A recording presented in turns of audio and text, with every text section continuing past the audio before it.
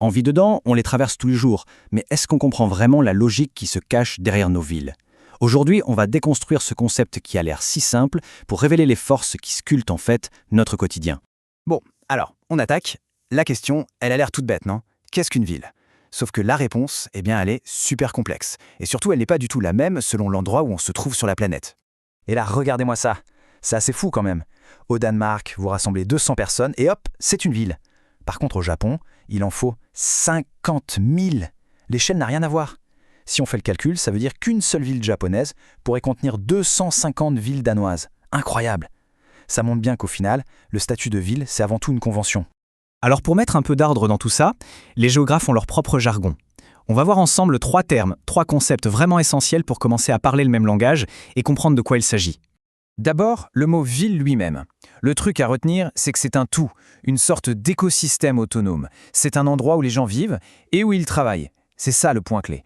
Les activités sont concentrées à l'intérieur de l'agglo. Ensuite, on a l'adjectif urbain. Et là, c'est intéressant parce que le sens a complètement évolué. Au départ, c'était juste le contraire de rural. Point. Aujourd'hui, c'est devenu un label culturel. On parle de cultures urbaines, de glisse urbaine. Le mot a capté toute l'énergie, toute la vibe créative des villes. Et le troisième concept, c'est le périurbain. Il faut imaginer cette zone un peu floue entre la ville et la campagne. C'est là où la ville s'étend, où elle grignote petit à petit les espaces verts. C'est un paysage qui se transforme constamment, souvent poussé par le rêve d'une maison avec un petit jardin, pas trop loin du centre. Et cette citation, franchement, elle résume tout à la perfection. Une ville, ce n'est pas juste des murs et des routes. C'est une concentration de population, de business et de pouvoir. C'est ce cocktail qui en fait un moteur aussi puissant. Bon, mais alors, pourquoi une ville pousse à un endroit précis et pas 10 km plus loin? C'est une excellente question. En géographie, il y a 2 concepts clés qui permettent d'expliquer ça, le site et la situation. Alors c'est super important de bien faire la différence entre les deux. Le site, on peut dire que c'est l'adresse précise, le point de départ historique. Pour Paris, c'est l'île de la Cité par exemple. La situation, c'est tout ce qu'il y a autour, le contexte global qui rend cette adresse stratégique. Le fait d'être à un carrefour commercial près d'un fleuve. En gros, le site, c'est un héritage, alors que la situation, c'est une carte à jouer pour le futur. Ok, on a vu où les villes naissent. Maintenant, comment est-ce qu'elles grandissent? Ce qui est fascinant, c'est que leur moteur, ce qui les fait tourner, a complètement, mais alors complètement changé au cours de l'histoire. Au tout début, les villes étaient des centres de commerce, nés à des carrefours. Puis, avec la révolution industrielle, bam, elles deviennent des usines géantes qui aspirent les gens des campagnes. Et aujourd'hui, eh bien, pour beaucoup d'entre elles, le moteur a encore changé. C'est le secteur tertiaire, les bureaux, la finance, les services. C'est comme si à chaque grande époque, la ville se réinventait pour une nouvelle raison. Et attention, cette histoire n'est pas la même partout.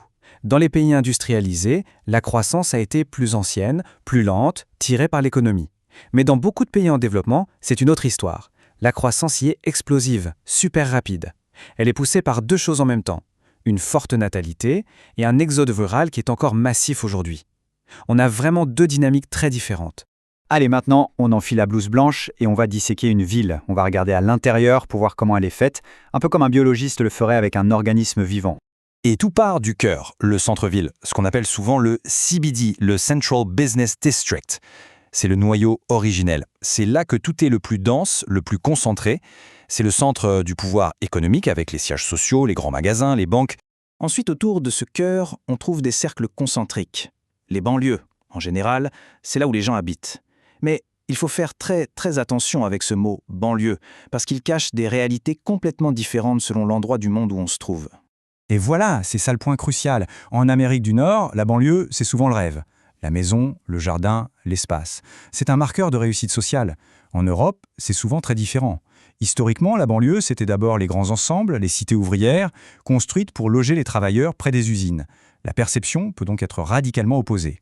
Et si on continue notre dissection, sous la peau et les organes, on trouve le squelette, le plan de la ville. Parfois, il part d'un centre et rayonne comme une toile d'araignée. C'est le cas de Paris. Parfois, c'est une grille, un damier bien régulier, très fréquent en Amérique du Nord. Ou alors, tout s'étire le long d'une route. Ce plan, c'est un peu l'ADN de la ville. Il raconte son histoire.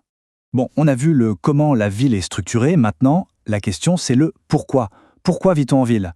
Et surtout, quels sont les défis que cette concentration incroyable engendre? Parce que la ville a toujours ce double visage. C'est à la fois une promesse et un péril. L'architecte Le Corbusier, lui, a résumé ça en 4 verbes, 4 fonctions de base. Une ville, ça sert à habiter, travailler, circuler et se récréer. C'est aussi simple et aussi profond que ça. Ce sont les 4 piliers qui justifient l'existence même des villes.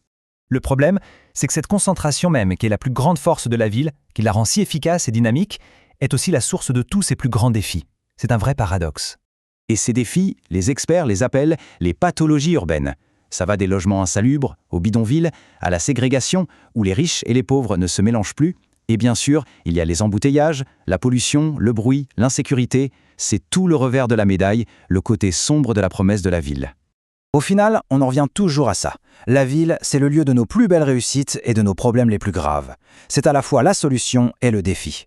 La vraie question qui se pose aujourd'hui, c'est donc comment faire pour amplifier ces promesses tout en guérissant ces pathologies. Et ça, c'est sans doute le plus grand enjeu de notre siècle.